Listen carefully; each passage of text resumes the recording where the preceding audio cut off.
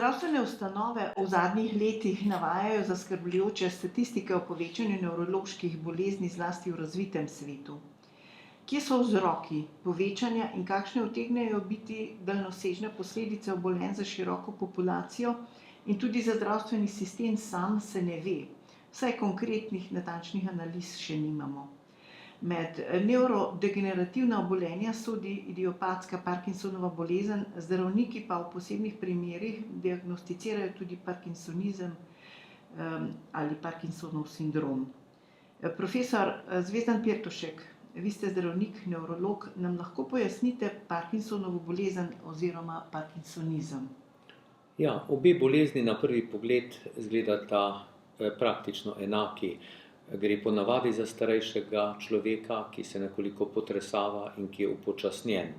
In vendarle je pravzaprav Parkinsonova bolezen nekaj drugega kot parkinsonizem.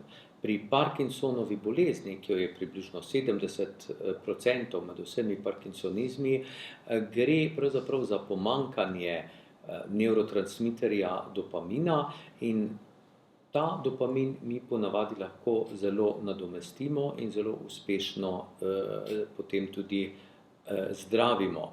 Medtem ko pri parkinsonizmu gre za spremembe v možganih, ki so še bolj razširjene, ne gre samo za pomanjkanje dopamina, ampak tudi nekaterih drugih nevrotransmiterjev in teh bolezni na žalost ne moremo zelo uspešno voditi in zdraviti.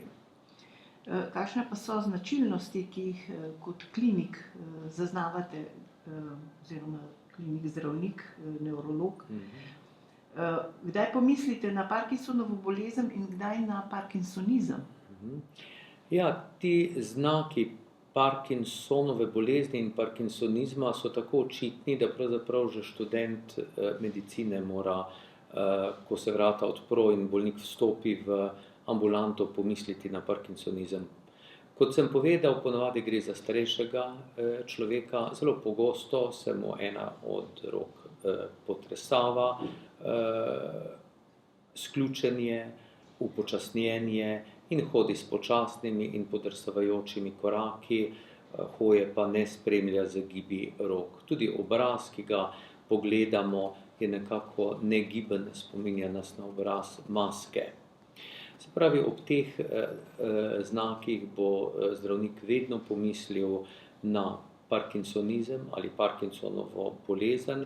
Dokončen odgovor, ali gre za eno ali za drugo, pa bo dal sam razvoj bolezni in pa seveda predvsem odziv na ta klasična zdravila, ki jih dajemo bolnikom in ki v bolnikovih možganih nadomestijo manjkajoči dopamin. Fakulteta za računalništvo in informatiko pa je v laboratoriju za umetno inteligenco klinikom pomagala razviti poseben test Parkinson Check, ki kaže zgodnjo detekcijo tako za Parkinsonovo obolenje kot esencialni tremor. Dr. Aleksander Sadikov, vi ste vodja tega projekta, nam lahko pojasnite, za kakšen test gre? V bistvu gre bolj za aplikacijo. Test je bil že predtem znan, mi smo ga v resnici prenesli na mobilne naprave, tako da tle je povezava med medicino pa med računalništvom. Skratka, določeno znanje je bilo že predtem medicinsko znanje, ki je bilo potrebno, računalniško znanje je seveda bilo se stoji v tem, da smo te zadeve prenesli na mobilne naprave, kot so recimo tablice, pa kot so pametni telefoni danes, ki ga ima že praktično vsakdo, kar pomeni, da se da ta test v bistvu je postal široko dostopen vsakemu uporabniku. Kar pomeni, da in test je nekako namenjen relativno zgodnjemu odkrivanju simptomov bolezni, tako da če se navežem na zadeve, ki jih je prej profesor Pirtošek povedal, določene motnje pri gibanju lahko zaznamo na ta način, lahko zaznamo recimo na nek način okorelost gibanja in lahko zaznamo tele mogoče značilne tresljaje, tresavice, take značilne vzorce. No, ta del je pa seveda spet računalniški, kar smo mogli računalnik na nek način naučiti, kako zaznavati različne vzorce, in to je recimo ravno naše delo v laboratoriju za umetno inteligenco, da nekako stvari, ki jih uporabnik riše po ekranu, da znamo iz tega izluščiti ustrezne vzorce, pa da znamo povedati, ali gre za zdravo osebo ali gre za osebo, ki mogoče že izkazuje določene znake nekaterih izmed teh bolezni. Ja, tako kot vsak dober test, naj bi tudi ta imel nekakšno zanesljivost, uporabnost. Je uporabna zgolj v klinične namene, se pravi v ambulanti ali pa recimo v samih klinikah, kot pomoč zdravniku ali služi kot neka orientacija, recimo posamezniku v neki splošni rabi? Eno in drugo, torej lahko služi kot neka pomoč tudi zdravniku, predvsem pri ločevanju te diferencialne diagnoze med Parkinsonovo boleznijo pa med esencialnim tremorjem, ki dostikrat izkazujeta precej podobnih znakov in je lahko to še en izmed dodatnih testov. Kliniki dejansko izvajajo podoben test, dostikrat nekateri ga izvajajo celo na papir, nekateri ga izvajajo že tudi na grafične tablice.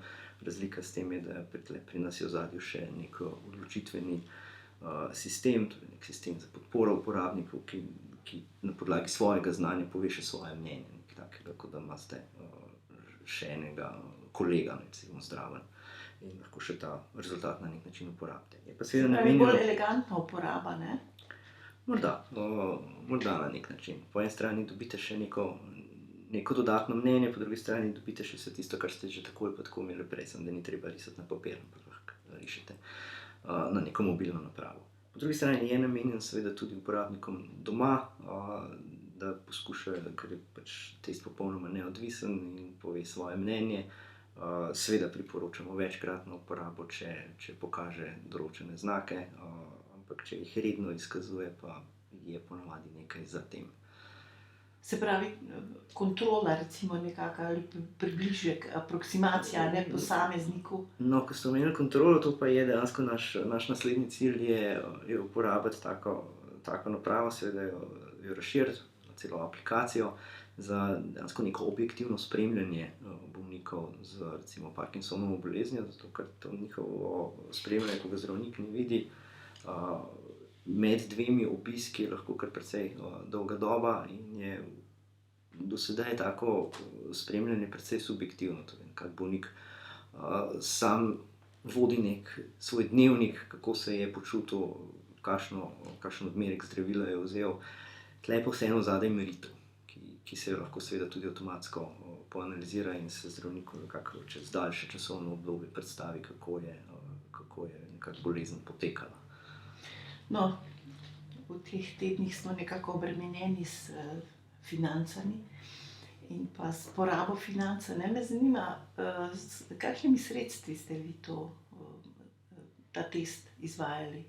Tu je najbrž recimo v laboratoriju za umetno inteligenco kar precej dela bilo tudi seveda za vaš informatike, ne? Dela je bilo na eni in na drugi strani zelo veliko, lahko potrdim. Okvirno je projekt trajal približno 1 leto in potrebno je bilo posneti, oziroma posneli smo okrog 150 ljudi, tako zdravih kot bolnikov, ki bi se jim na tem mestu tudi zahvalil, da so bili pripravljeni sodelovati.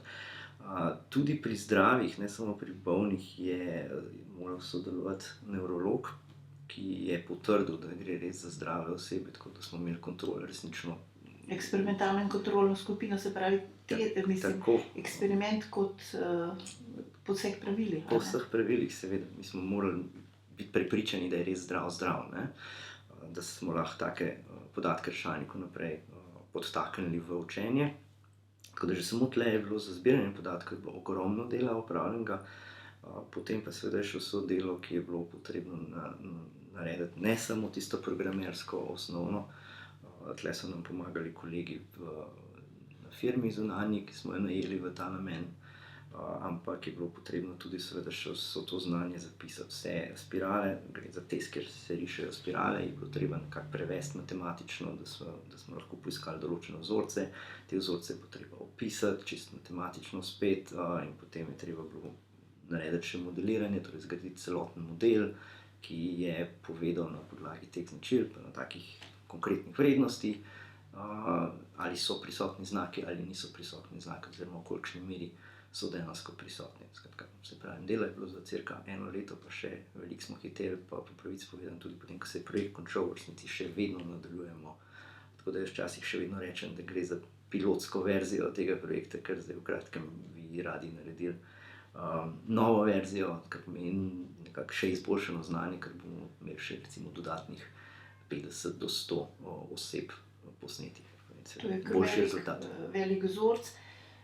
Recimo, ko bo zadeva dokončno narejena, test kot tak v uporabo, ga lahko potem ponudite tudi recimo v nekih drugih okoljih, recimo izven Slovenije.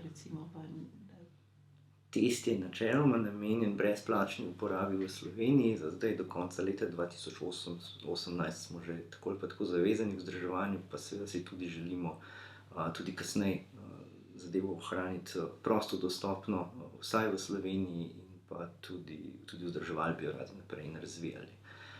V tujini pa seveda jo tudi lahko ponudimo kasneje. V bistvu imamo že zdaj prevedeno angleško verzijo, ampak dokler nimamo neke končne verzije, tako kot ste rekli, ne bi radi preveč hiteli. A poznamo vzroke, kakšni so vzroki obolenja pri Parkinsonovi? Medtem ko zelo dobro poznamo mehanizem, kaj gre narobe, kaj se dogaja v možganih, pa nažalost vzroka še ne poznamo. Vemo, da pri majhnem odstotku, morda 10% bolnikov gre nedvomno za okvarjen gen. Vendar pri večini bolnikov bolezen ne poteka v družini, je ne najdemo pri sorodnikih ali pri starših, in pri teh bolnikih gre po vsej verjetnosti za kombinacijo nekega faktorja v okolju in neke kombinacije genov, ki je, ki postane ranljiva takrat, ko se v okolju nekaj zgodi. Lahko se zgodi, recimo, da je v okolju nek strup, ki ga vdihnemo, ki ga lahko tudi pogoltnemo, in na to, če imamo določeno kombinacijo genov, bomo mnogo let kasneje tudi zboleli. Se pravi, da ni z gotovostjo rečeno, da ima lahko tudi te hereditarne vzroke obolenja. Ne, zanesljivo ima genetske vzroke pravzaprav velika manjšina teh bolnikov, govorimo okrog 10%, vendar pa verjamemo, da obstaja neke vrste genetska nagnjenost. Se pravi, če imam določeno kombinacijo genov, ob tem pa še nekaj, kar srečam v okolju, potem se lahko zgodi, da bo bolezen nastala. Kakšni pa so okoljski dejavniki, ki lahko sprožijo ali pospešijo obolenje, glede na to, da statistike kažejo, da so recimo starejši ljudje večjem odstotku obolevajo? Res je, zelo tipično se ta bolezen prične v poznih 50 letih, čeprav moram reči, da so pravzaprav najmlajši bolniki že veliko prej zbolijo. Sam sem imel recimo bolnico, ki še ni dosegla 20 let in je imela hudo Parkinsonovo bolezen. Znano je tudi, da pravzaprav imamo določene rizične faktorje. Da dobro vemo, da recimo ljudje, ki jemljejo zdravila za psihiatrične bolezni, da pogosto zaradi teh zdravil lahko dobijo parkinsonizem. Vemo, da nekatera mamila, nekatere droge, ki so na tržišču, lahko povzročijo tudi parkinsonizem. Vemo tudi, da so bolj izpostavljeni ljudje, ki živijo v bolj ruralnih okoljih, zlasti tisti, ki delajo s pesticidi, in tisti, ki pijejo vodo iz vodnjakov. Nekako povezava vseh teh stvari je še nejasna, kaže pa na to, da pravzaprav je nekaj v okolju, kar nam potem naredi to škodo v možganih. To je presenetljivo, ko pravite vodo iz vodnjakov. Za pesticide bi eventualno še obstajal sum. za stoječo vodo oziroma vodo iz vodnjakov pa bi človek res redko pomislil. Ja, in vendarle se to kaže, morda, da je to v povezavi z pesticidi tudi, a ne, gre po navadi za te stoječe vodnjake, bolj v vasicah, a ne, na neurbanem okolju. Tako zanimivo dejstvo, se strinjam. Prej smo govorili tudi, da so inženirji na fakulteti za računalništvo in informatiko oblikovali test, s katerim si zdravniki pomagate, to je Parkinson check. Koliko je recimo tak test uporaben za klinike? Ja, gre za zanimiv poskus nečesa, kar nas čaka v medicini, in to je, da testi postajajo vse manj odvisni od tega zdravnikovega občutka, ne, in pravzaprav vse več daje tudi možnosti bolj objektivnega, kvantificiranega pristopa. Ta, bom rekel, program Parkinson check, ne, ki ga je naredila ta skupina okoli akademika Bratka, pravzaprav uporablja dejstvo, da je pomemben del Parkinsonove bolezni tresenje. To tresenje ima določene značilnosti, je recimo frekvence tam nekje 8 Hz morda, in je prisotno predvsem v mirovanju. Imamo seveda tudi druge vzroke za tresenje, ne samo Parkinsonovo bolezen. Ena izmed najbolj pogostih je tresenje, ki je zelo razširjeno v družinah, ki včasih reagira na kozarec vina ali piva, ne, in ki ga zdravimo popolnoma z drugimi zdravili kot tisto tresenje pri Parkinsonu. To drugo tresenje imenujemo esencialni ali družinski tremor. Vendar se za razliko od Parkinsonove bolezni, kjer se to tresenje pojavlja predvsem v mirovanju, se pri esencialnem tremorju pojavlja tremor zlasti, recimo, ko nekaj delam, ko približujem žlico ustom, ko pijem kavo in podobno, ali recimo pri iztegnjenih rokah. Seveda, kot sem rekel, zelo bistveno je ločiti dva tremorja. Za parkinsonski tremor uporabljamo nadomeščanje dopamina, se pravi ta zdravila za parkinsonizem, in za esencialni tremor uporabljamo bolj zdravila, kot so beta blokerji, primidon in podobno. Parkinson's check na zanimiv način, pravzaprav v obliki risanja spirale, pokaže verjetnost, da je en tremor bolj parkinsonski ali pa da je tremor bolj esencialni, in je pravzaprav neka orientacija, morda nek grobi nasvet bolniku, ali naj išče zdravniško pomoč in v kateri smeri bi znalo biti to tresenje, ali v smeri parkinsonizma ali v smeri esencialnega tremorja, ne. Vendar moram poudariti to, da pravzaprav je opažanje in celokupni vtis zdravnika še vedno tukaj najpomembnejši. Profesor Petršek, prej ste omenili, da starost recimo pacientov ni absolutni kriterij obolenja. Zanimivo bi bilo pa slišati, a obstajajo razlike po spolu in pa seveda tudi eventualne razlike po rasah? Ja, res je to, da nekoliko bolj obolevamo moški.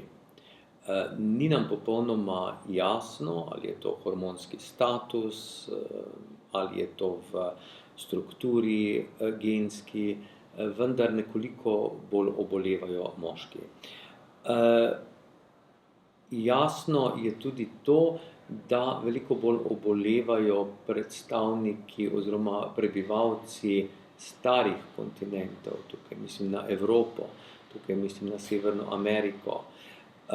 Dejstvo, da manj parkinsonizma najdemo recimo v Afriki, v Južni Ameriki, bi lahko sicer govorilo tudi morda na ene rasne razlike, vendar ne smemo pozabiti seveda da v Afriki danes nažalost le malo kdo doseže 50 ali 60 leto življenja, da je tam populacija veliko mlajša in da seveda medicina se ukvarja z veliko bolj akutnimi, vidnimi problemi, kot je recimo malarija, kot so recimo razne infekcije in podobno, in da pravzaprav te nevrodegenerativne bolezni starejših niso tako velik javni zdravstveni problem in mu zato tudi posvečajo manj pozornosti. A je medicina že našla ali pa ugotovila vse približno, ali ne, kakšne dejavnike, ki bi eventualno lajšali ali pa preprečevali Parkinsonovo obolenje? Ja, to je vprašanje oziroma tek za $1.000.000, milijardo dolarjev, bi človek rekel, najti zdravilo, ki bi preprečilo Parkinsonovo bolezen, morda tudi Alzheimerjevo demenco, kajti ti dve bolezni sta obe nevrodegenerativni in v nekem smislu zelo povezani. Zakaj je to tako pomembno? To je pomembno zaradi tega, ker mi vemo, da se Parkinsonova bolezen ali pa Alzheimerjeva bolezen pravzaprav začenjata veliko prej. Začenjata se leta, desetletje ali celo 20 let, preden nastopi tisti usodni torek, ko opažam, da mi nekoliko podrhtava ali se potresava desna roka ali da si nekoliko bolj nerodno in težje zapnem gumb. Se pravi, če imamo ta dolgi, imenujemo predklinični potek bolezni, potem je seveda čudovita priložnost, da z nekim zdravilom, ki bo zaustavilo ta patološki proces, preprečim tisto jutro, tiste prve znake bolezni. Nažalost, takšnega nevroprotektivnega zdravila še nimamo. Vsi pa raziskovalne skupine po celi Evropi in svetu zelo, zelo prizadevajo, da bi do takega zdravila čim prej prišlo. Nekaj lahko naredimo z načinom življenja, zelo veliko pa ne. Zelo je pomembno pravzaprav fizična gibljivost, ta je dobra in pomembna tako za našo, bom rekel, miselno aktivnost, kognitivno aktivnost, kakor tudi za motorično aktivnost. Zelo pomembno je nek uravnotežen način življenja, recimo poleg tega športa in gibanja, pravzaprav z neko prehrano, ki bi bila morda zelo blizu mediteranski prehrani, se pravi veliko zelenjave, veliko sadja, potem oreščki, rdeče vino, zanimivo tudi kava, zanimivo tudi kakšna cigareta, Vse to pravzaprav deluje na možgane nekako nevroprotektivno jih zaščiti pred nevrodegenerativnimi boleznimi. Seveda ne smemo pozabiti, da recimo preveč cigaret ali pa preveč kave ali pa preveč alkohola pa seveda vodi v druge socialno zelo neprijetne bolezni in situacije. Tako da se narediti nekaj, če imamo te pogubne gene in srečamo v okolju tisto pravo kombinacijo nekih zunanjih virusov ali strupov ali kaj takega, pa se verjetno bolezni ne bomo mogli izogniti, morda bo samo prišla kasneje in morda v nekoliko lažji obliki. Koliko pa je nevrologija uspešna pri recimo že obolelemu pacientu pri zdravljenju in pa eventualno tudi pri prognozi poslabšanja teh obolenja?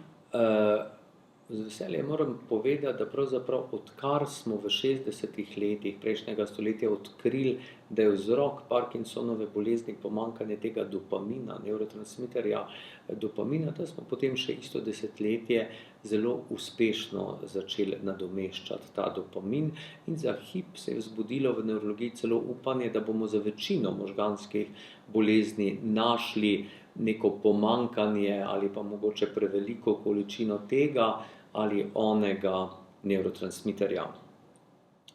Torej, nažalost se to pri drugih boleznih ni tako dramatično pokazalo, kot se je to pokazalo pri Parkinsonovi bolezni. Bolnik s Parkinsonovo boleznijo danes pravzaprav lahko mnogo let še po diagnozi živi čist, bom rekel, normalno življenje. Prva leta, če je na primerni terapiji, le malo kdo opazi, da ima tudi Parkinsonovo bolezen. Prva leta tudi sam dostikrat pozabi, da ima to bolezen. Vendar je treba povedati, da zdravila sicer zamaskirajo znake in simptome, da pa se proces bolezni razvija neusmiljeno naprej. Vendar, kot sem rekel, vsa ta leta ga lahko z nadomestnimi zdravili lahko simptome zelo lepo obvladujemo, ne? In le manjšina bolnikov bo na to imela to nesrečo, da se bo bolezen hitro razvijala, da se bodo komplikacijam zaradi osnovne bolezni potem pridružile tudi komplikacije zaradi zdravil, ki pa nažalost jih ne bo moč ukiniti, če bi jih ukinili, potem bi seveda bolnik bil popolnoma nepokreten, tega pa ne želimo. Povezanost vaše fakultete, to je fakulteta za računalništvo in informatiko, z zdravstvom je kar dokaj intenzivna, to že kar morda nekaj desetletij. Desetletja, ja. No, vaše raziskave lahko klinikom olajšajo ali pa pomagajo premostiti mnoge probleme prepoznavanja različnih bolezni ali pa zdravljenja samega. Zanimivo je naslednje, ne? Da sta se dve tako različni veji stroke, pa tudi znanosti, ne, združili v težnji izboljšanja kvalitete življenja. Kako vi to pojasnjujete? Meni se osebno niti ne zdi to tako nenavadno. Tako kot ste rekli, naša fakulteta se že desetletja povezuje, pa ne samo z zdravstvom, mi se povezujemo tudi s ostalimi vedami. Računalništvo je taka luštna veda, da dejansko smo prisotni povsod na nek način. Ljudje danes računalnike uporabljajo za vse mogoče stvari. Mogoče so na začetku računalniki res bili neka računska orodja ali pa pisalni stroji. Danes pa praktično si ne morete niti trgovine brez tega predstavljati, kupujemo po spletu, vse mogoče stvari počnemo z računalniki. Danes je postal že domač kino, tudi na računalniku. Tako da imamo to srečo na nek način, da je naše delo ravno zaradi te interdisciplinarnosti zanimivo. Poglejte, po drugi strani podatki so povsod prisotni, posebej naš laboratorij recimo se ukvarja z analizo podatkov. To je laboratorij za umetno inteligenco. To je laboratorij za umetno inteligenco, pa nismo edini laboratorij na naši fakulteti, ki se ukvarjamo s tem. Tako da, obdelujemo podatke na različne načine, analiziramo podatke in ti podatki se seveda nabirajo povsod v znanosti, je neka potreba po tem.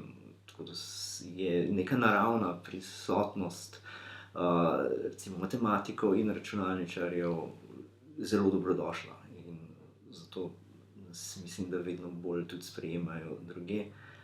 Meni osebno se pa zdi, da je nujno potrebno nek tak interdisciplinarno ekipo vzpostaviti za reševanje seveda nekih problemov, kjer je potrebna taka ekipa za pristop za več različnih strani recimo. Ja, ker so namreč tudi učinki boljši, ne? Vsekakor so učinki boljši. Tako kot povsod, ne, vsak prispeva nekaj svojega znanja, vsak je recimo danes je težko biti strokovnjak za vse. Ljudje smo specializirani za določene stvari, ki so recimo nam bližje kot pa nekomu drugemu.